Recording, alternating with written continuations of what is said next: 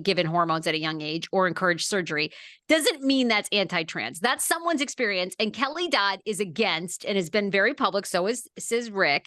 They don't believe that kids should be given hormones. They believe that parents should be told if a kid wants a different pronoun at school. That's their conservative views. But she's sending this to me but she's sending this to me to like rile me up, thinking that I'm pro transitioning at a young age, which I actually am, but we can disagree on that. I'm okay with everyone having their own views. You felt there's a million videos being said. It's okay. In other words, whatever it is, it's to get to me. It's to get to me. Okay. All right. It's why else is she sending this? We're not in a DM back and forth talking about trans rights. Like she just is sending this to try to rile me up. Yeah, and she must listen to our show episodes because we talk sometimes about trans things, and you've been very pro-trans, which is great. You have the right to do that. So right, and I do respect everyone's. I actually am okay with everyone having their own. But then she goes on to say, "You are can you imagine taking the time out to write this? You are, and mind you, I really didn't say anything. It was all Meghan. You are a loser. So that's how we start, everybody, from Kelly Dodd. You are a loser. Now, what if I really was sensitive? This is truly, I will stand by why people commit suicide and kill themselves. I will actually say that. You can agree, you can disagree. Cyberbullying, I mean, we can pull up cases. People are dead when they get things like this. You are a loser. This is what HD is doing. We all know who HD is. It's the Queen, Heather Dubrow.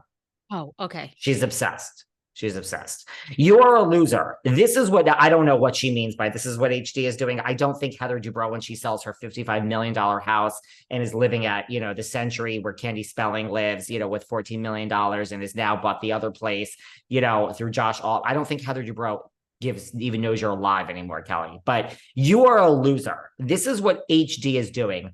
Go fuck yourself. Your voice is so annoying. I don't know how anyone listens to your awful, awful podcast. Would you like me to read it one more time? No, I think we got it.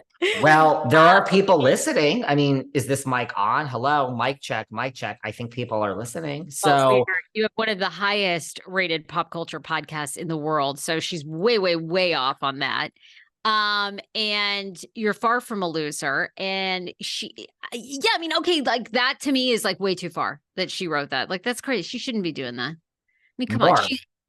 She's talking about it on her show. Then somebody told me that she was taught. Then I got this. I just listened to Kelly and Rick. Kelly was making fun of you, David. So not only did she send this to me, she's talking about it on air.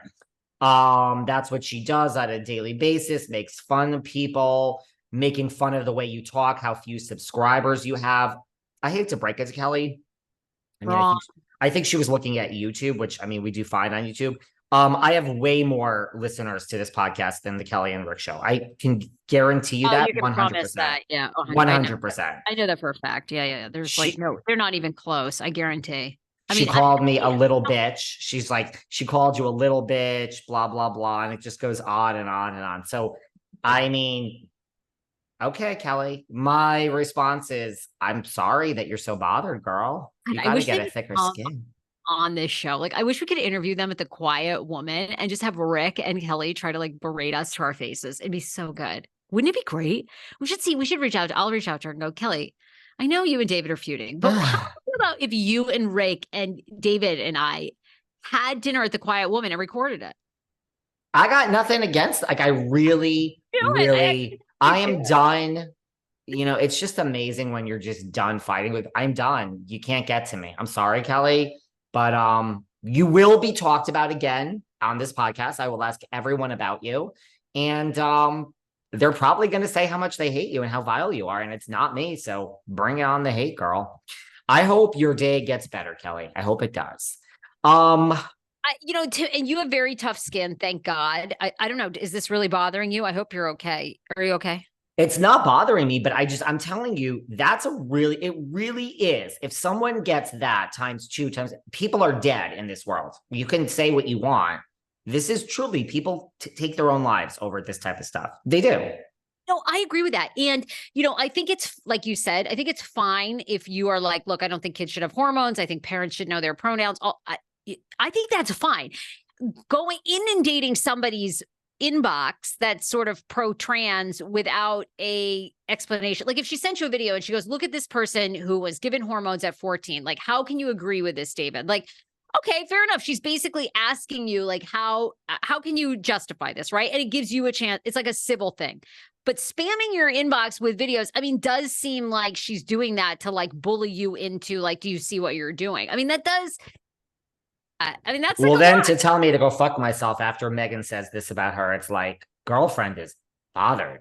She's bothered.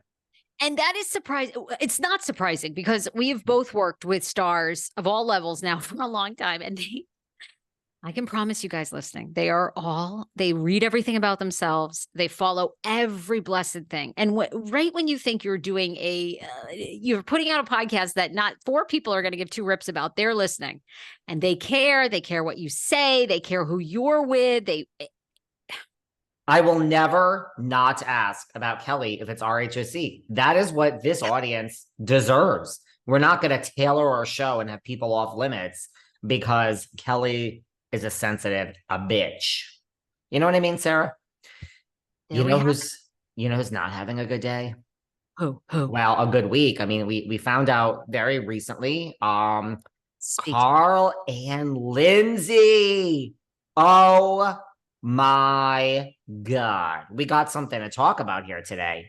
Carl and Lindsay, Summer House. So, okay. This is your expertise. You've interviewed a lot of summer house people. I've never gotten into summer house, winter house, fall house. I'm not into it. Now, all I know about Carl and Lindsay, I did watch I think 1 season for a bit. So Carl used to be an alcoholic, right? He's been sober for quite a while. And, has kind of gone through this, I don't know. Still an alcoholic, once an alcoholic, always an alcoholic in recovery. Thank you. You're welcome, Sarah.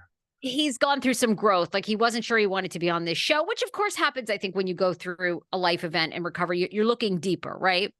Lindsay's always been on the show, right? They never were together. Didn't Lindsay date somebody else? They've always been on the show. They're both OGs. They have both dated plenty of others. And they had this, hook up, not hook up. They've had a past where they've been together, not together. And then Carl got sober, not sure he wants to be on the show. He's a serious guy now, blah, blah, blah. Doesn't work at Loverboy with Kyle anymore. And they got engaged. It was the typical story of like friends, like, oh, you've been right under my nose for all this time. We've been friends and I'm in love with my best friend. And then they started dating and then he proposed on the show. And I mean, look, do I think all this? Apparently he told her on camera